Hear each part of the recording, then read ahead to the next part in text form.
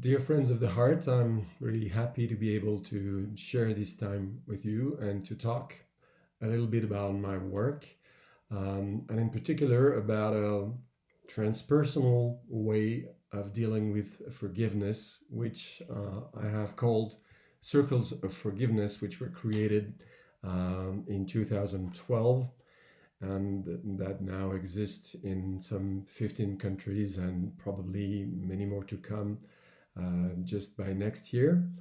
Um, this whole adventure started with me 26 years ago in 1999 when I had translated and published Don Miguel's book, The Four Agreements in French. And I decided to go and meet the man behind the book. So I went to Mexico and I was with a small group of about 20 people, and we spent 2 weeks in Mexico and New Mexico. And what happened is that on I guess it was the very second day of my trip there, we were in Teotihuacan, a name which means the city where man becomes God. And by the end of the day, Miguel announced he was taking me as his apprentice, and right after that, had me go through a very unexpected short ritual. It probably lasted just maybe 30, 40 minutes. I'll never know exactly. Of course, I wasn't looking at my watch. And it was a forgiveness ritual, and forgiveness was absolutely not part of the program of these 2 weeks. So I was puzzled, and I just went through the process. And he had me, first step, he had me ask forgiveness from all the other participants that were in the room. I found myself kneeling in front of each one of them, just looking in their eyes and asking forgiveness from each one of them. And right away, the transpersonal dimension of the process emerged as I quickly realized that all of these people, I barely knew them. We'd been together for like, what, I don't know, like 48 hours. I had no issues, no unfinished business with them. But several times while looking at this man or that woman in the group, suddenly I was no longer seeing that person in front of me, but I saw another face of a friend, of a relative, of a colleague, of somebody who might be living thousands of miles away, or might even be deceased. And through that particular participant in the group, I was actually asking forgiveness from somebody who wasn't there. It was purely transpersonal. And it was so powerful that by the time I had finished the 20 person, I had the feeling I had been offered a sample of humanity. And that through these 20 people, I was able to ask forgiveness from just about anyone, all of mankind, anyone I had, issue with, I had judgment towards, and so on. So I found myself by the end of this just first step already in a very different inner state. Second step, Don Miguel asked me to ask forgiveness from all the people, the groups that we demonize, which I understood as being our scapegoats. The people, the group we decide they are the one responsible for everything that's wrong on this planet. They are the one responsible for the evil that's going on and so on. So we feel entitled to judge them, to hate them. And Miguel asked me to ask forgiveness from them. Ask forgiveness for using what they do, using what they say as a reason to keep my own heart shut. And so I closed my eyes and I took a moment to do just exactly that. And I was surprised to see that something was being released inside of me. So, third step, Miguel asked me to, in his own words, he said to ask forgiveness from God. Now in Circles of Forgiveness, I've changed that because we're dealing with lots of people from all countries, all walks of life, and to some people the name of God is too complicated. So we turn that into asking forgiveness from whatever is greater than us. It may be God, but it may be nature, it may be love, it may be the source, the universe, whatever. And again, Miguel said, we can even use what is sacred, what is so much greater than us, to keep our heart shut. And I immediately had an example of that. Have you ever heard anybody say, where was God in the concentration camps? Where is he when women is being raped, when a child is the victim of a pedophile, and so on? So when we say things like that, we are actually using that which is so much bigger than we are as a reason to keep our same hard feelings and keep our heart shut. So again, I closed my eyes for just a while and I asked forgiveness for what, for me, represents the bigger, the greater than myself. And again, I could feel something just letting go, some huge release happening inside of me. And fourth and last step, Miguel asked me to ask forgiveness from myself.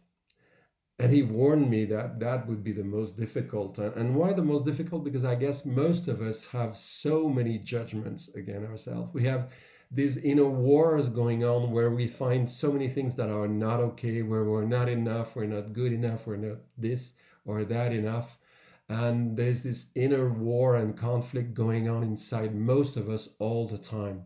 I think if we could see the amount of self-criticism, self-hatred, self-judgment that goes on in society, we would be stunned, really stunned. So again, I closed my eyes and I asked forgiveness from myself. And I had two images that came this very first time. First, I saw myself, we all have pictures of ourselves when we're kids. I saw myself as a little baby, and for me, babies are, a symbol of purity, of innocence. So I asked forgiveness from me as a baby, and then I saw the divine spark, the soul, the spirit that's inside of us, and again I was asking forgiveness from that part of me. And in this fourth step, I suddenly felt like everything I had been keeping inside my heart for all these years was suddenly wide open, released. The dark waters of hatred, of judgment, of criticism were just flowing out of my heart so that it could again be feeling love, be feeling forgiveness, be feeling compassion and everything. So it was a very intense experience, what people call the peak experience, which ended with two important things. One, Miguel had a sort of collective hug around me from all the group, which brought me back to the physical body. And two, he said something that was responsible for all that followed. He said, I just help you go through this process, but, and this is a huge but you can do it again whenever you want.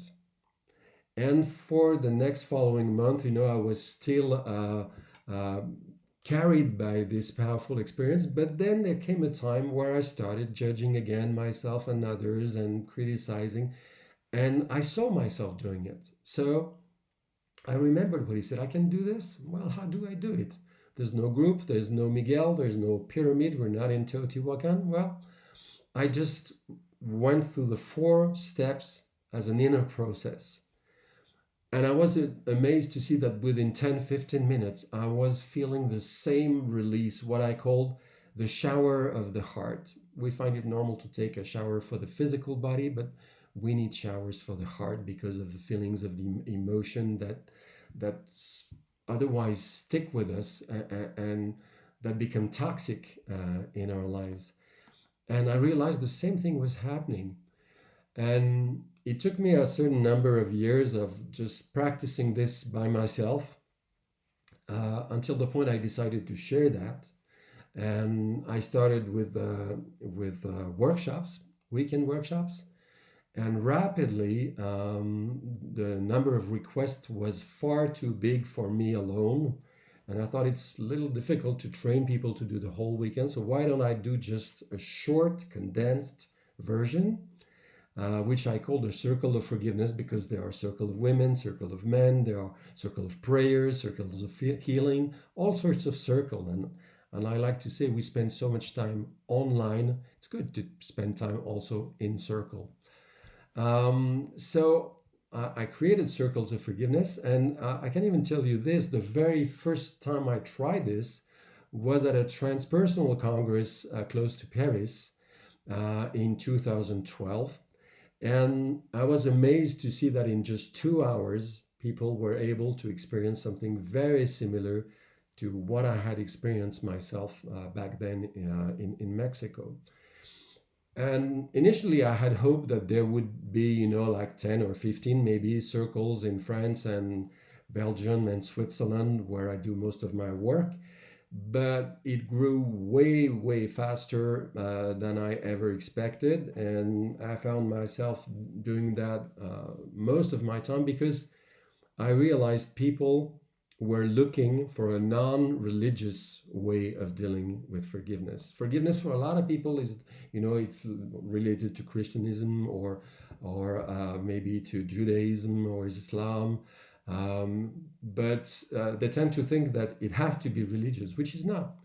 My simplest definition of forgiveness today is healing the heart, healing the wounds of the heart. All of us have wounds in our heart, and most of us don't know how to heal them. So we can keep them for years, for decades even, and any event can trigger these wounds being open again and hurting again.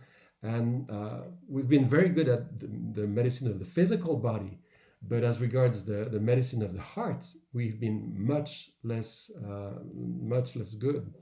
And so I was offering something very simple that takes very little time, from 2 to 3 hours. I've done it a lot of time in just an hour and a half in congresses, in conferences, where the timing is very strict, and it does work.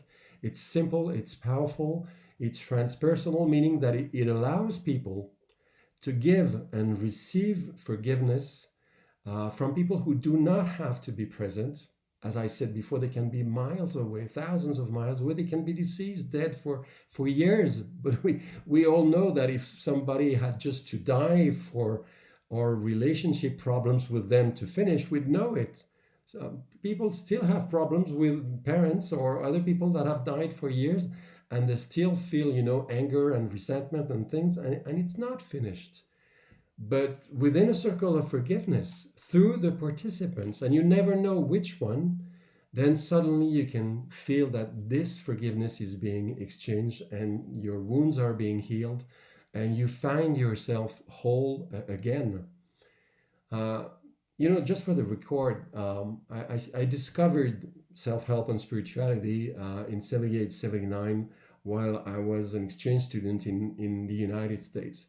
And so it's been like 45 years or so, even more, that I've been in that. I've tried an amazing number of methods, and I found many fascinating things. But honestly, I haven't yet found something that triggers changes that are as deep, as lasting as working on forgiveness. Because again, most people, even if they're not aware of it, are carrying these wounds, and these wounds keep them from loving themselves, from loving others, from loving what's greater from us.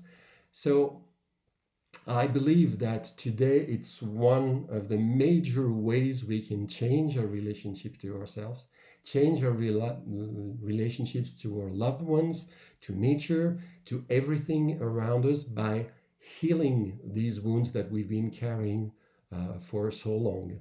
And again, because of the transpersonal dimension, it means that people do not have to talk in a circle of forgiveness about what happened to them. They don't have to retell the story. And you know that sometimes telling the story over and over again is not helping.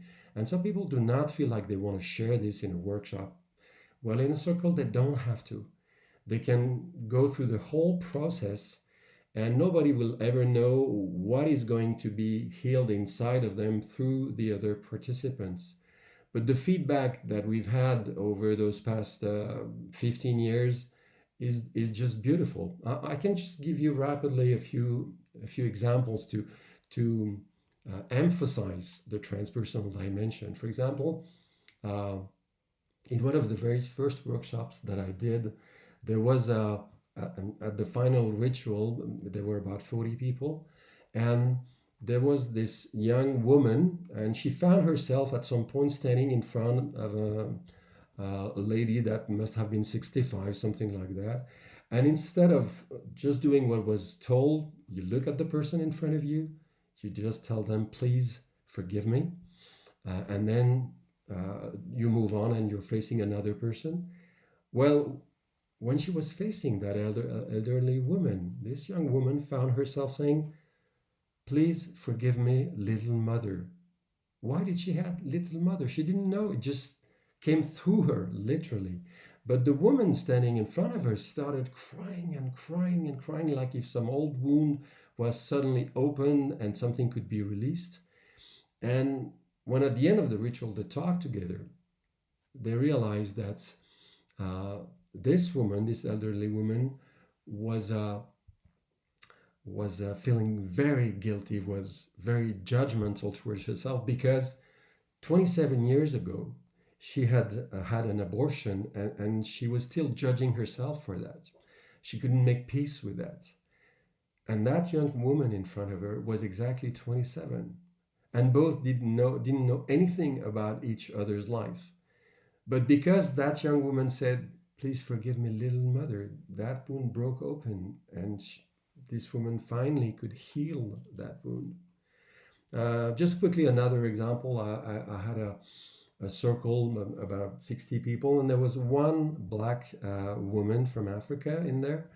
And at the end of the ritual, many people told her, oh, I'm so glad you were here, because through you I was able to heal the relationship of France with Africa, colonialism, slavery, and things. And at least 4 or 5 people shared that with the whole group. And then this woman raised her hand and she said, just for the record, I'm from Ethiopia, which is the only country in Africa that was never colonized.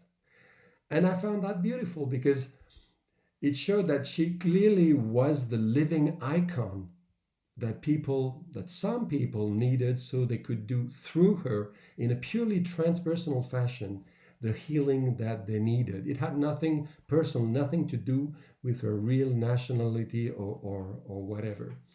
And because of this transpersonal dimension, I created in 2018 with our Association Pardon International, we created what we've called the Caravan of Forgiveness. The idea being that there are so many places in the world where very bad things happen, First World War, Second World War, or even much earlier, the Inquisition or whatever.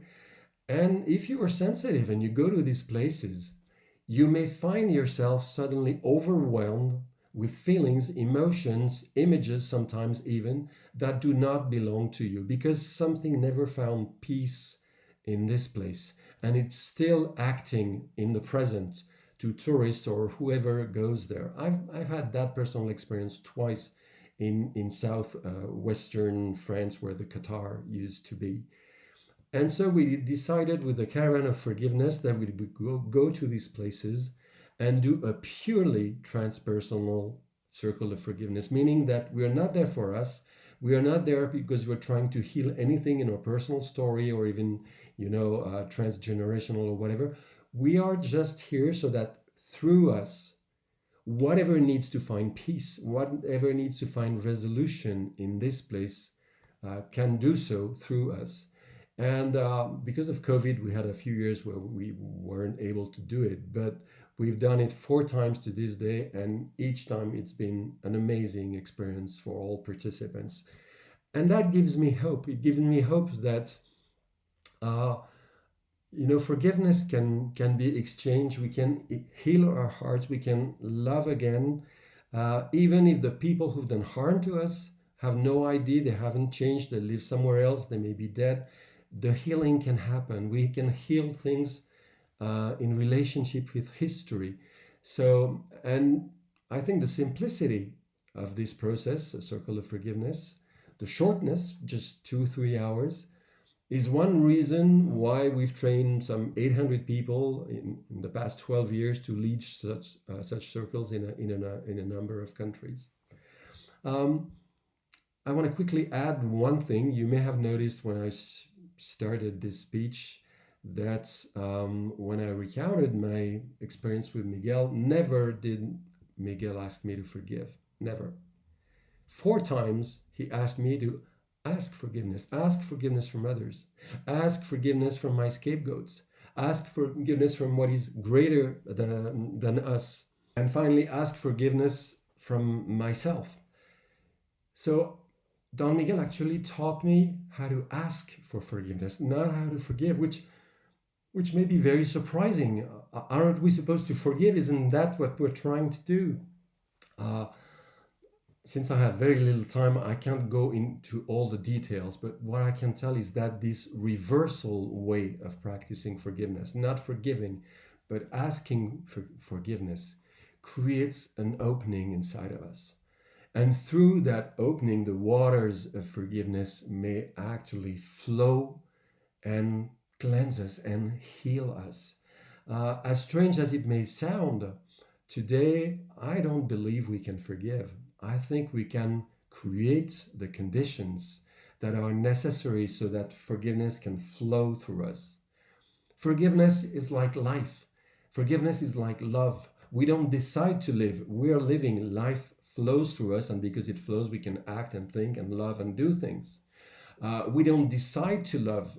It's not a decision. Suddenly we fall in love. Suddenly love flows through us for another human being, for an animal, for whatever. It's not something we decide. The French philosopher Pascal said the heart has its reasons that reason does not know, meaning that it's not something rational. It hasn't anything to do with the will. It's happening. Of course, we can create conditions. We can create conditions so we are in better physical condition. Life flows better through us. We can create conditions so that love can flow through us and is not hindered by pain, by emotional wounds, by past stories, and so on. And in a similar way, we can create conditions so that forgiveness can descend, can flow through us, can be given to us as a grace in some way. And I think that's one of the key elements of this unique way of living, experiencing forgiveness that I received from Don Miguel. I don't think he ever expected me to create these circles and for this whole adventure to develop as it has. On my YouTube channel, you find a short 1 minute 30 video that he offered for the 20 years of this adventure. Very lovely words. But I think what he had me go through, which I adapted so that it could be lived in a group, and forgiveness exchange both ways. It's something that was so simple, so powerful, and it offers an awakening, an opening for a lot of people to spiritual, to a transpersonal, to a very different dimension. That's one reason why circles have grown so much, because a lot of people were so touched, so moved, their life changed so much after this experience that they came back to us and said, how can I create a circle in my town, in my city, in my country? And this is why it has grown. I'd like to mention, by the way, that Circles of Forgiveness are being led on a non-profit basis, meaning that all the people who are leading the circles are not making money with it. The fee that is being asked just covers the expenses, allows people to come to one of the gatherings that we do for Circle of Forgiveness facilitators, so that we can keep learning together and increasing our knowledge. So that's what I wanted to share with you, the power of forgiveness. And this idea, if there are two things you should remember from this short talk, is what I've just said. I don't think we can forgive. I think we can create the conditions so that forgiveness can flow through us, is not hindered. There's an image I like from a Bulgarian philosopher called Omar Mikhail Ivanov. He said, the sun is all powerful. Everything that lives on this planet owes its life to the sun, to its light, to its warmth, to its energy. Without sun, there is a dead planet. And he said, even though the sun is all powerful, there's one thing that it can't do. It can't open your shutters. So if you're inside your house and all shutters are closed, no way the sun is going to get in. So your job, he said, is to open the shutters. Once you open the shutters, the light comes in, the warmth comes in, the life comes in, and everything changes. And I love this metaphor, I love this image, because I do believe today that most of our job is just right that. It's to open the shutters to love. It's to open the shutters to life so that it flows fully through us and we're in good health. It's open the shutters to wisdom, to knowledge, to everything. We're not so much creating things than letting them happen through us, manifesting through us. And so Circles of Forgiveness is a very simple way of creating that opening and letting something flow through us, change us. And that's one reason why for a lot of people it's a transpersonal, but it's a spiritual experience too. A lot of people find themselves after 2 hours with like 20 or maybe 30 or 40 people they never knew 2 hours before, and they have had an experience of unconditional love towards people they didn't even know before. And it's quite stunning when you've never experienced anything of that kind, when you've never done any transpersonal work, when you've never been into different states of consciousness. To experience that in such a short time with other people you don't know is often a trigger for people that may lead them afterwards to read books about spirituality or to go back, who knows, to their former religion if they had one. I'd like to say one final thing. One of my favorite philosophers is Charles Eisenstein, who's written many books, one of them being The More Beautiful World Our Hearts Know Is Possible. And he says something I fully agree with. He says, it's not as easy as people think to change your belief systems, your beliefs. Because beliefs, we are attached to them. We have a lot of emotion, of heart feelings that go with our belief system. He said the major way we can change our beliefs is to have a first-hand experience that is impossible within those beliefs, and that forces you to change those beliefs, to make them bigger, so that they can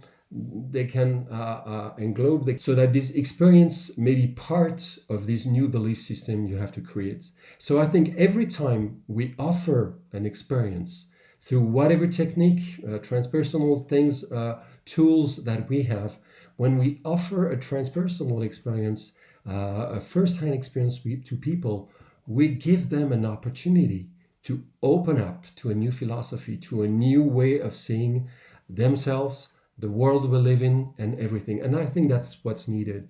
Books are wonderful. I write books, I know about that. Teachings are wonderful, but nothing will replace a first-hand experience, something that has impacted us physically, emotionally, mentally, spiritually. And that is what may trigger then our interest for another philosophy and give new meaning to our lives. So I've tried to condense, 25, 26 years of experience in this short half hour.